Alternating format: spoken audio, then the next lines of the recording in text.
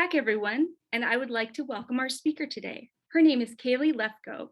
She is actually the co-founder of Educaum Classroom. She's also the co-host of the Balanced Educator podcast, and she's also a teacher. So welcome, Kailey. Hey, yeah, I wear a lot of hats. Thank you for inviting me today. I'm really excited to connect with your people, your community. It's going to be fun. Awesome. Well, we're glad to have you. And I just would love for them to know a little bit about why you started Educom and then what it is too. Yeah. So, as you said, I'm a teacher, and I started out in the classroom and really quickly recognized a few different things. One of the things was that it just seemed that whenever I was feeling stressed and having a harder time managing my own emotions, all of a sudden, all my students seem to also be having a hard time managing their emotions that day. So I started to see this correlation between how I was managing my own well-being and my state of being and how that was reflected in my students. Another thing I noticed was that more and more we're having students in the classroom that are coming to school feeling stressed, anxious, overwhelmed. More and more students will describe themselves as often feeling anxious. So there was kind of these two problems in the classroom that I realized needed to be resolved. And I had been practicing yoga for a number of years and was really starting to get into a mindfulness practice around that time. And so I was learning that this mindfulness practice, which was so simple, you just sit in a comfortable position and listen to this guided audio that tells you what to do. And it's relaxing and it makes you feel good. And it's helping me learn strategies for managing my emotions. So since I was having a lot of success with that, I was like, I'm going to teach this to my students. Why not? So I started teaching it in my classroom and noticed really quickly a couple things. I was surprised by how much my students actually really enjoyed this. They really liked practicing mindfulness, which you'd kind of expect that kids, teenagers, preteens would think it's kind of silly or dumb or not cool and wouldn't want to do it, but they really liked it. And then I was seeing that as I started to develop kind of a daily practice, just short mindfulness practices with my students over time, I was really noticing a lot of skills develop in them. Their focus and attention was getting better. They were better able to manage conflicts between peers. They were just kind of seemed happier, feeling better. And we were really able to kind of get into this nice routine where everything was getting more productive in the classroom and everyone was enjoying it more. So after seeing those results in my own classroom, and I have a business partner named Josiane. She's also a teacher and my best friend. And she was doing these same experimentations in her classroom at the same time as me. So I was teaching in middle school and high school. She was in elementary school. So we were testing it out in our own classrooms and saying, this is making a difference. Why don't we create something that makes it really easy for other teachers to do this too? So around that time, we had both gotten certified. We were just like obsessed with learning more about how this works. So we were learning like crazy and developing this curriculum that we were using in our own classrooms that we felt could be used in other classrooms. So that's how Educom was born. It was from our want to make mindfulness and social emotional learning really accessible in the classroom. Teachers have a lot on their plates. They're stressed out. And so for them to take the path that we took, which was, becoming mindfulness experts and doing all the trainings required, and then developing our own curriculum, it's very time consuming. Teachers don't have that kind of time. So we wanted to create something that was just press play. Teachers don't have to be experts. They can learn alongside their students. It's created by teachers that understand what the reality of the classroom is. So we created Educom, and then we have the Balanced Educator podcast to also support people that want to learn more about social emotional learning, mindfulness, how to integrate that into the classroom. So it's kind of a mix of, personal and professional development on our podcast. I tuned into one of them and I was like, instantly started to feel a little bit more calm with just simply your voices and your music. I was amazed. Awesome. That's great to hear. That's really our intention. I was pleasantly surprised, to be honest. I just thought, oh, wow, I could see how this would really work in the classroom. So that's fantastic. You came up with that, you developed it, you saw a need and filled it. And it must have taken you forever to do. It was It was a lot of work. It's an ongoing lot of work, but it's work that we feel so passionate about and lights us up and fuels our fire. Yeah, a lot of people ask, you're a teacher and you run a business, like you do both of these things. How do you have time for it? But it's we select how we spend our time and use our energy, and we really make sure that we're putting our time and energy into things that fuel us and feel like it's filling us, not depleting us. So yeah, that's kind of how we manage to make it work. Yeah, I could see how you'd have to be very organized, but I think you're right. When you find something that really fuels you, it's easy to do, right? Yes. We also are like insanely organized. Like if people saw our systems and how we stay organized, it kind of would blow your mind or make you think we're crazy because we have everything down to the minute. Oh, that's great. I'm impressed just in that one piece. So, in case somebody doesn't really understand or doesn't know the terminology, would you mind spending just a minute and explain what mindfulness is compared to, let's say, growth mindset, or if you consider them the same?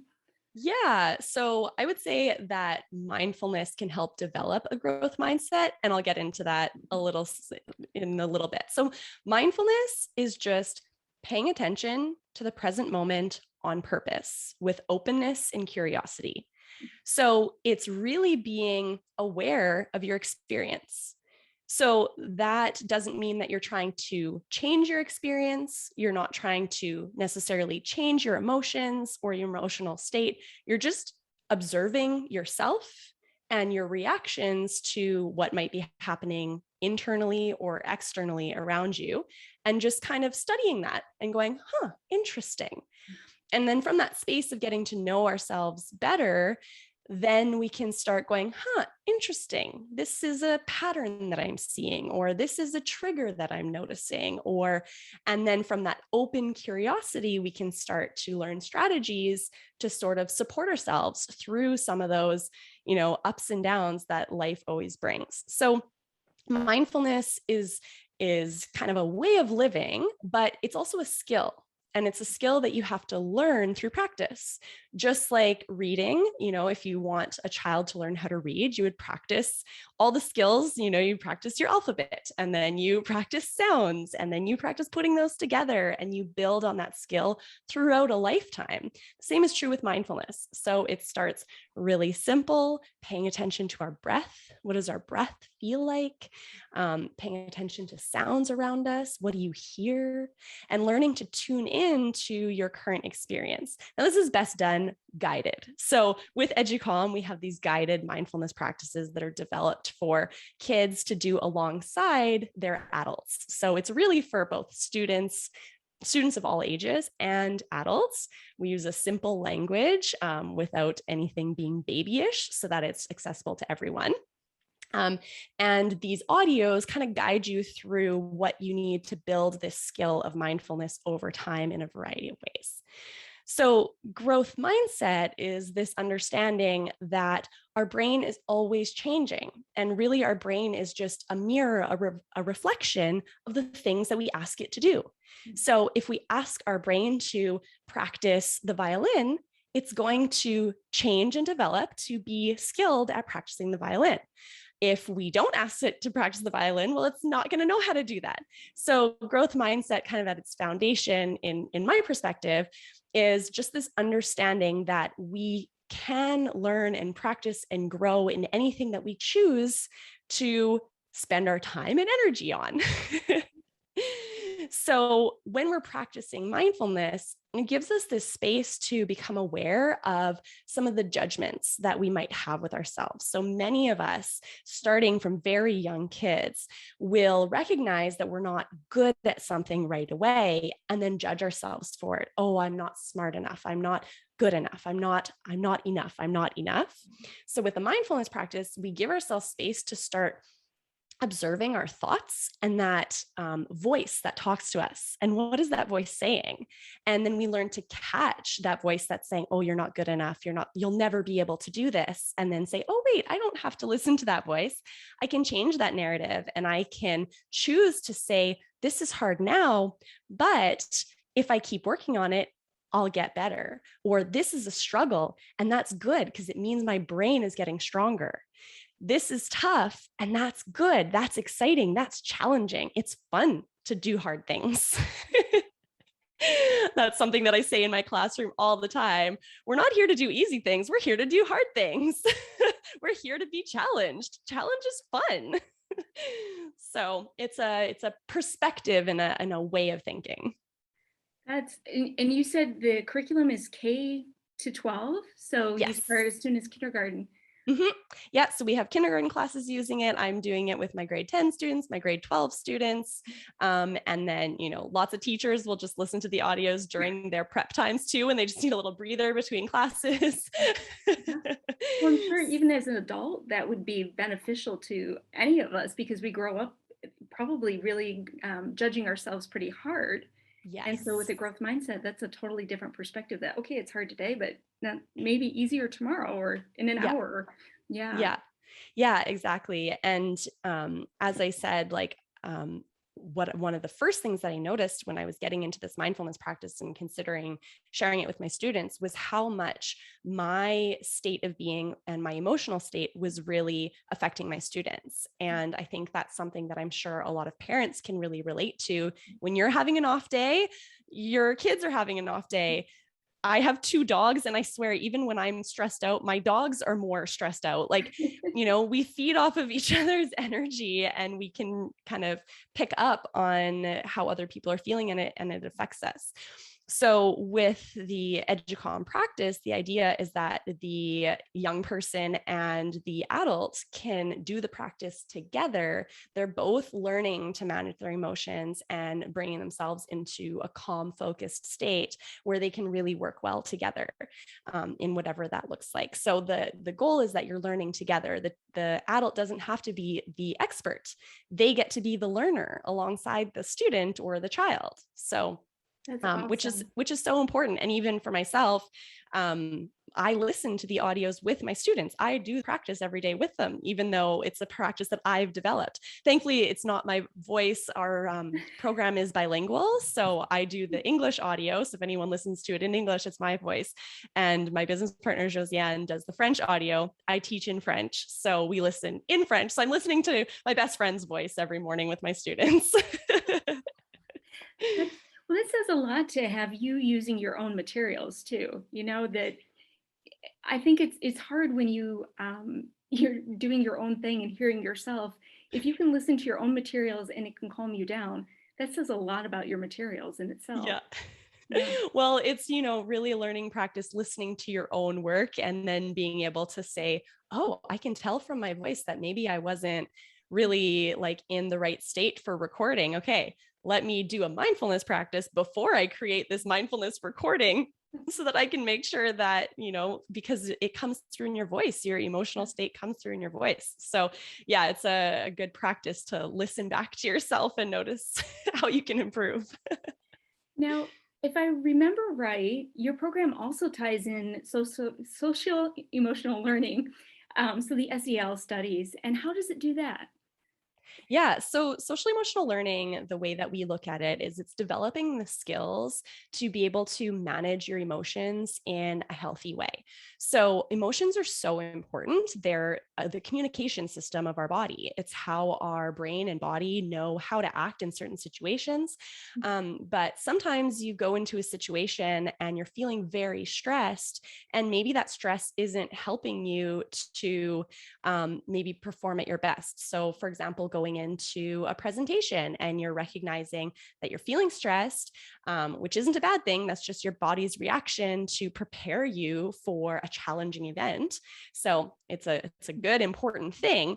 But if we're looking at it as, oh no, I'm stressed, this is a bad thing, then it can affect how we perform. So when we are learning strategies to manage those emotions, then we can implement a strategy, say a breathing strategy or a thinking strategy that can help us to manage that emotion, maybe bring the stress down or look at it differently.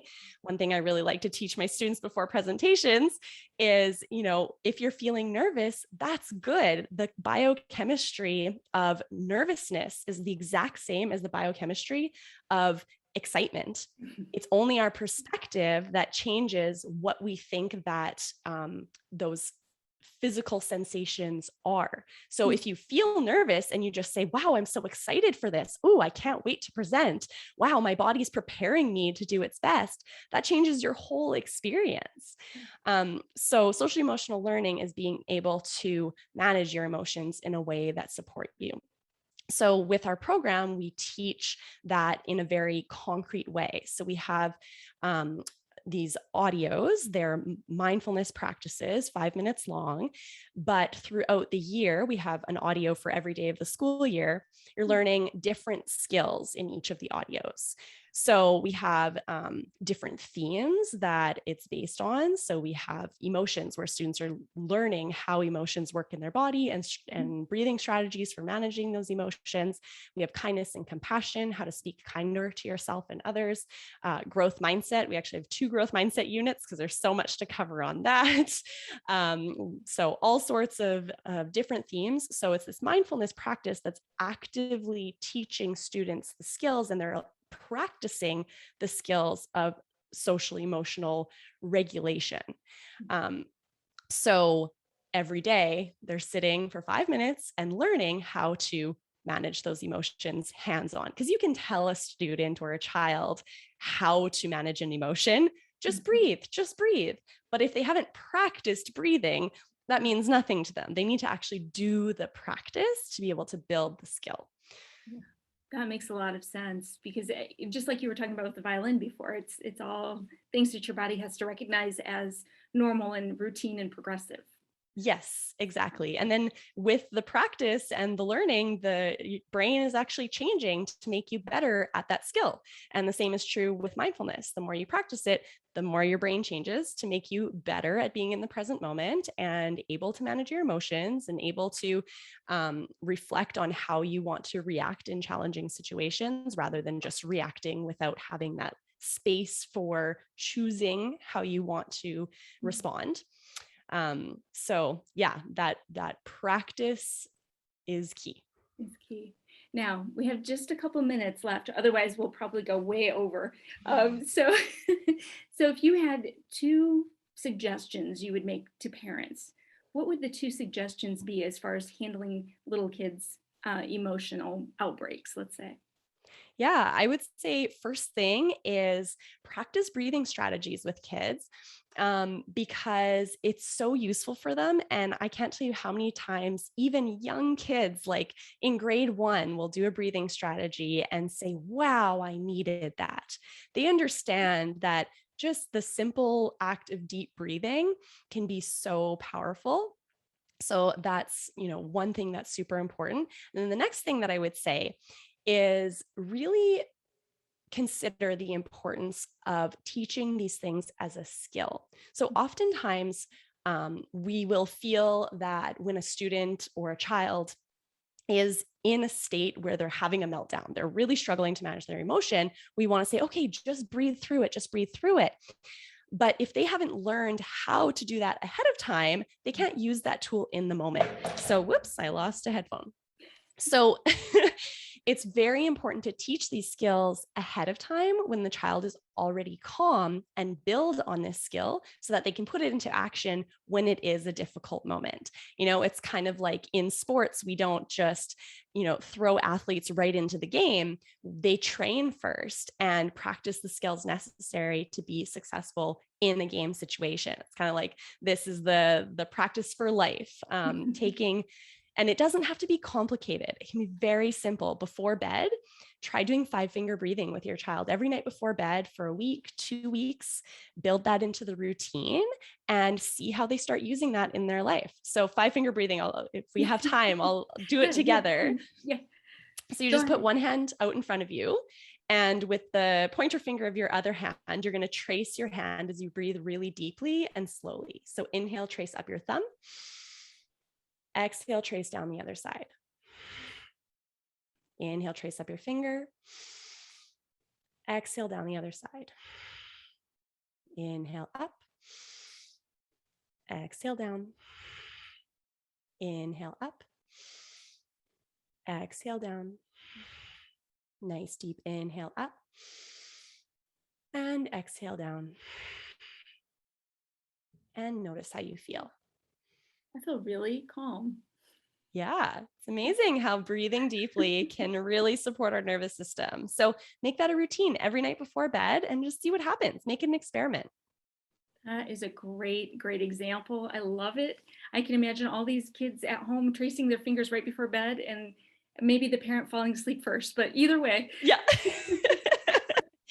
It's interesting how many students that are young, this was a big surprise to me when I was working in a lot of younger classrooms, how many students say that, like when we're practicing Educom at school, they'll tell me that they use the strategies that they're learning at home. And one of the biggest situations is before bed. A lot of kids talk about having a hard time falling asleep at night, and doing the breathing exercises helps them to fall asleep.